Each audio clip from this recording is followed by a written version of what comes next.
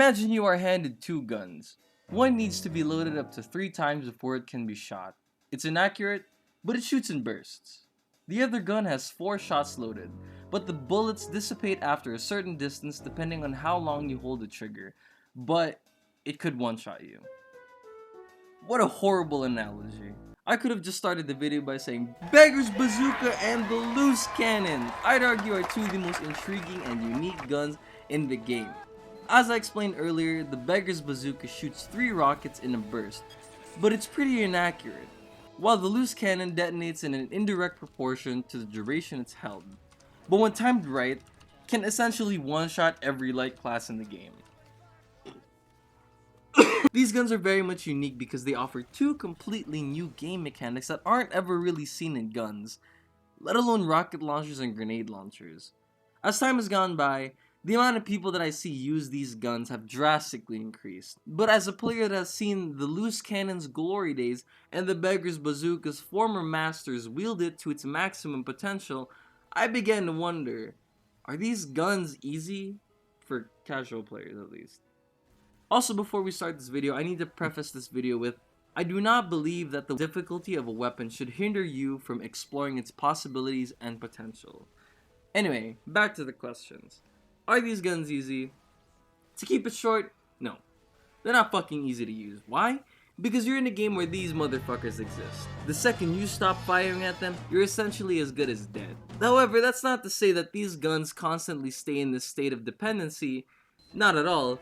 Just as you would in any game, you would need to learn the gameplay mechanics of each part of the game you're playing, just so you could understand them better. Although these two guns take it a step further. Now I've spent the past week trying to farm clips for these guns, and I seriously could not explain how difficult it was in the beginning.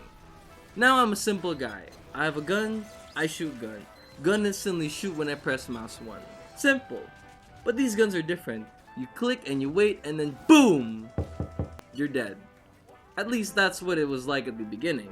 But one thing that I realized helped me improving how to use these guns is your positioning. Yup, positioning. In a game where this, and this exists, your positioning matters. Offensive, defensive, and support classes all have their own unique positions that are conventional because they yield the highest possible chance for a victory royale. But let's take these conventional positions and compare them to the positioning that helped me in better understanding how to use these guns. Especially because these guns completely invert conventional positioning on its head. Usually, soldiers are seen near the forefront of the battle, alongside the scouts, the pyros, and really aggressive snipers. But that's not the case with the Beggars Bazooka and the Loose Cannon. With these guns, you need to play behind cover, or just out of a satisfying neat shot from a scout's range. The reason for this is plain and simple. You have a delay in shooting. Unlike with the direct hit or the lock and load, you need to be careful in choosing when to press that mouse 1 button and when to not. Especially because these guns chew through ammo like it's a stoner having the munchies at Burger King. Although positioning is just a suggestion, and if you're like me, you'd pretty much rather...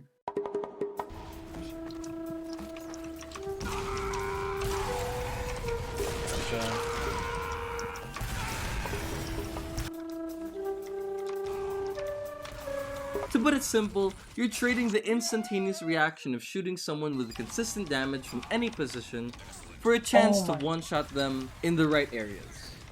Does that make sense? In the right areas? Whatever. Looking at the damage statistics, the Beggars Bazooka shoots 3 stock rocket launcher rockets in the burst, which means they do the same amount of damage and have similar damage drop-offs, but all come out in less than a second. The Loose Cannon has a significant change to its damage.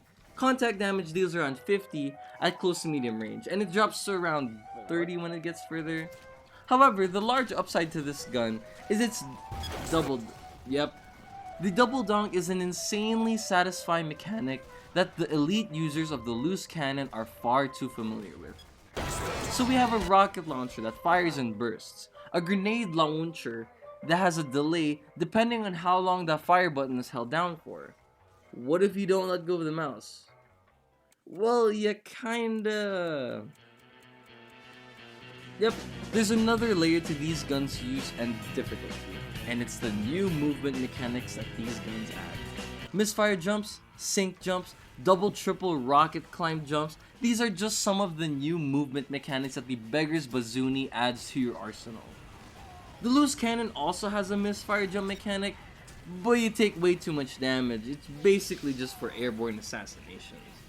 Anyway, the gun's difficulty doesn't just stem from the added gameplay mechanic of bursts or delays. It's the fact that on top of the positioning every TF2 player has become accustomed to, these guns completely defy the positioning that you need to be in to use this gun to its maximum potential. And on top of that, you have new movement mechanics that are completely unique to these two guns, and it's not as simple as just aim at the ground and shoot.